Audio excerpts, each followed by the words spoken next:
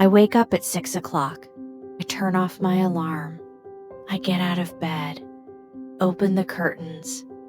I make my bed. I go to the bathroom. I brush my teeth. I wash my face. I take a shower. I dry my hair. I comb my hair. I get dressed. I look in the mirror.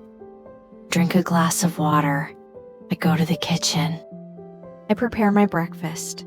I make a cup of tea. I eat some bread and eggs. I wash the dishes.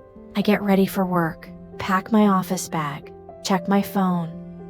I leave home at 8 o'clock. I lock the door behind me, walk to the bus stop, take the bus to the office. I listen to music on the way. I arrive at the office. I greet my coworkers. I sit at my desk.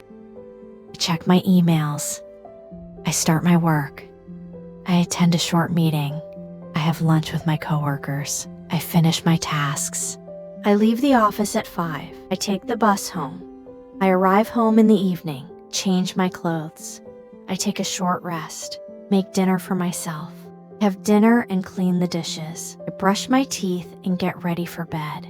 I go to sleep at 10 o'clock.